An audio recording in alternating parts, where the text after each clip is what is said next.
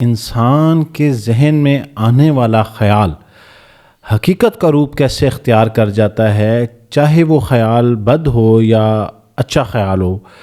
مثال لے لیجئے کہ ایک شخص کسی بھی حادثے یا نقصان کے بارے میں اگر مسلسل سوچتا رہے تو وہ حادثہ یا نقصان رونما ہو جاتا ہے، اور بالکل اسی طرح اگر وہ اپنی لائف میں کسی پازیٹیو اچیومنٹ یا کسی مادی چیز کے حصول کو مسلسل سوچتا رہے تو وہ چیز کھنچی چلی آتی ہے۔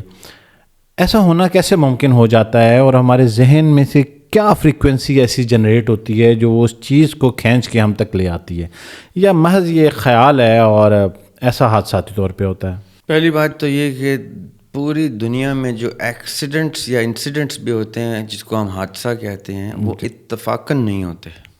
اچھا، یہ جو کوئنسیڈنس ٹرم ہے نا، جی اگین میری کوئی نیچر ایسی بن چکی ہے، ایک سے زیادہ انسیڈنٹس کا ایک ٹائم پہ کو ایگزسٹ کرنا کو انسیڈنٹس ہوتا ہے۔ صحیح، میں بھی اسی رستے سے گزر رہا ہوں، آپ بھی اسی رستے سے گزر رہے ہیں، تو دو لوگ آ گئے نا، ایک سے زیادہ لوگ ہوئے۔ اب یہ کو انسیڈنس بائی ڈیفینیشن ہے کہ ہم ایک جگہ اتفاقاً پائے گئے، اصل میں وہ اتفاق بالکل بھی نہیں تھا۔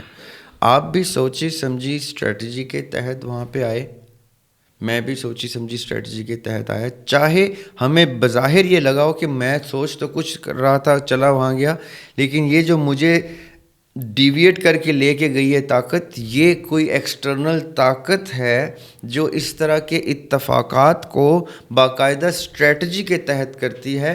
ہم اس کو اپنی سمجھ میں لانے کے لیے اتفاق کا نام دے دیتے ہیں تاکہ زیادہ دماغ نہ ہم خرچ کریں اس چیز پہ کہ یہ کیسے ہوا ہوگا، یہ ویسے ہوا۔ اس اسکیم کو خالی ہم قیاس ہی کر سکتے ہیں نا، اس لیے اس سے بچنے کے لیے ہم اس کو حسین اتفاق کہہ دیتے ہیں کہ بھئی یہ اتفاقاً ہماری ملاقات ہو گئی، اتفاقاً یہ ایسے ہوا اور حادثہ ہو گیا یا فلاں ہو گیا۔ There is no such thing as coincidence by definition. Everything works has a past to it. اتنا پاسٹ مل کے ایک پریزنٹ کو تشکیل دیتا ہے کہ اگر ہم اس پاسٹ کو اسٹڈی کریں تو ہمیں کوئی بھی چیز اتفاقاً نظر نہیں آتی۔ صحیح، ٹھیک ہے، یہ آپ سمجھنے جتنا شعور جتنی سمجھ ہوگی اتنا دماغ اس چیز پہ آپ کا صرف ہوگا، اور آپ کو پتہ چلتا رہے گا کس کس چیز کو انسان کو انسیڈنس کہتا ہے، وہ کوئی انسیڈنس نہیں ہے، اس کے پیچھے اس کا فیوچر جو ہے، جو اب کا پریزنٹ ہے، وہ پچھلے پاسٹ کی ایگزسٹنس کو جسٹیفائی کرنا شروع کر دیتا ہے۔ صحیح، اکثر لوگ دنیا کی وجود کو کوئنسیڈنس کہہ دیتے ہیں۔ جی، کیا دنیا کا اس وقت کا 2000 سال عیسیٰ علیہ السلام کے بعد کا اور 3-4 ہزار سال پہلے کا، یہ 5-6 ہزار سال جو ہم نے ریکارڈڈ ہسٹری میں رکھے ہوئے ہیں، کیا یہ نہیں بتا دیتے کہ وہ کوئنسیڈنس نہیں تھا؟ یہ ہونا بتا رہا ہے کہ اتنی حکمت تھی اس ایونٹ کی جو اب ہو کے بتا رہی ہے کہ وہ کوئنسیڈنس نہیں ہو سکتا۔ اتنی حکمت جو سامنے ہے اس کے پیچھے بھی اس سے بڑی حکمت ہے، تو یہ حکمت ایگزسٹ کرتی ہے۔ صحیح۔ اب واپس آتے ہیں آپ کے لا آف اٹریکشن پہ۔ دیکھیں، آئنسٹائن کی بیسکلی ایک تھیوری ہے جس سے یہ لا آف اٹریکشن ڈیرائیو ہوتا ہے۔ ٹھیک ہے، آئنسٹائن کی تھیوری یہ ہے، جو اس کا مفہوم ہے تھیوری کا، وہ یہ ہے کہ دنیا میں کوئی، کائنات میں کوئی چیز ایسی نہیں ہے جو حرکت میں نہیں ہے۔ صحیح، ہر چیز ہر وقت حرکت میں ہے، ٹھیک ہے، اور اگر کوئی چیز ایسی ہے جو حرکت میں نہیں ہے تو وہ چیز ہی نہیں ہے، وہ ایگزسٹ ہی نہیں کرتی۔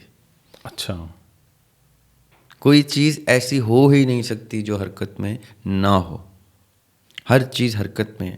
اب جیسی کوئی چیز حرکت میں ہوتی ہے تو وہ ایک حرارت جنریٹ کرتی ہے، ایک انرجی جنریٹ کرتی ہے۔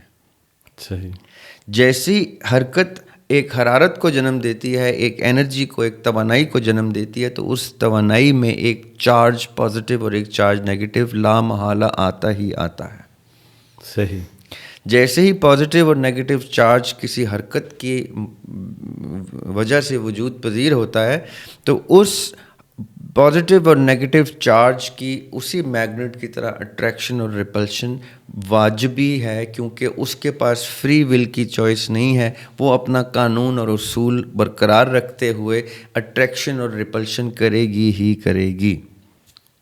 صحیح. اب لا آف اٹریکشن کے جو لوگ جو مانتے ہیں یا جنہوں نے اس کو کوائن کیا ٹرم کو، یا جس کو اس کے موجب تھے، یا جو ابھی مانتے بھی ہیں یا اس کو مزید اس کے اوپر اپنے موقف کا، اپنی آراء کا اظہار کرتے ہیں، جیسے میں ابھی کر رہا ہوں، وہ یہ کہتے ہیں کہ جب ہر چیز حرکت میں ہے اور ہر چیز حرکت کی وجہ سے کسی نہ کسی کشش یا کسی نہ کسی ریپلشن کو جنم دیتی ہے، تو لا آف اٹریکشن اگر آپ اپلائی کریں تو آپ اپنے آپ کو اس جگہ پہ یا اس چیز کو اپنے اس اینگل پہ لا سکتے ہیں جس میں میگنیٹ کی طرح نیچرلی وہ چیز موومنٹ کی وجہ سے اٹریکٹ ہو کے میگنیٹ کی طرح ایک دوسرے سے مل جائیں گے. صحیح. اب لا آف اٹریکشن میں آدھا حصہ آپ کی سب کانشیس مائنڈ کا ہے، صحیح. اور آدھا حصہ آپ کی فزیکل اس ریلم کا ہے جس میں اور آپ ایک دوسرے کو دیکھ سکتے ہیں. ٹھیک ہے. جس ابھی بھی میری اور آپ کی ایک سائڈ ہے جو سب کانشیس سائڈ ہے، جو ابھی گفتگو کے دوران بھی ایک پروسیس کر رہی ہے، جملہ تشکیل دے رہی ہے، جملہ تصور کر رہی ہے، آگے کے آنے والے بیان کرنے سے پہلے وہ سپلٹ سیکنڈ کے اندر ایک سوچ ہے جو فارمولیٹ کر کے جملے کو جملہ بنا کے صادر کر رہی ہے. صحیح. یہ جو سب کانشیس اسٹیٹ ہے، جو نہ مجھے نظر آ سکتی ہے اپنی، نہ مجھے نظر آ سکتی ہے آپ کی، یہ سب کانشیس اسٹیٹ ہے جس کے اوپر لا آف اٹریکشن کی بنیاد اسٹیبلش ہوتی ہے. لا آف اٹریکشن یہ کہتی ہے کہ اگر آپ اپنے بدن کو، اپنے آپ کو، اپنے ایگزسٹنس کو دو حصوں میں تقسیم کر دیں، ایک subconscious state of mind اور ایک کانشیس اسٹیٹ آف مائنڈ، تو subconscious state of mind ہی اس کانشیس اسٹیٹ آف مائنڈ کی وانٹ اور ڈیزائر کو عمل میں لانے سے پہلے subconscious state of mind جب تک اپنے آپ کو الائن نہیں کرے گی اس انفراسٹرکچر سے جہاں پہ پازیٹیو اور نیگیٹو اور ریپلشن اور اٹریکشن ہوتی ہے، تب تک فزیکل ریلم میں آپ اپنی من چاہی چیز بھی نہیں لے سکتے. کیونکہ آپ نے اس سے پہلے کا پروسیس نہیں کیا. اگر مل گئی تو وہ ایک فلوک ہے. ٹھیک ہے.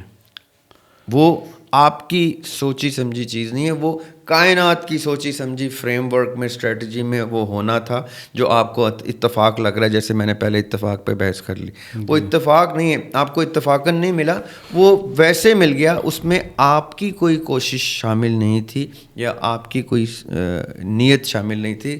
قرآن پاک میں اللہ تعالیٰ لا آف اٹریکشن کو کیسے ڈیفائن کرتے ہیں؟ جی. وَأَن لَيْسَ لِلْإِنسَانَ إِلَّا مَا سَعَىٰ، اور انسان کو وہی کچھ ملتا ہے جس کی وہ سعی کرتا ہے. یہ clear description, definition of law of attraction ہے.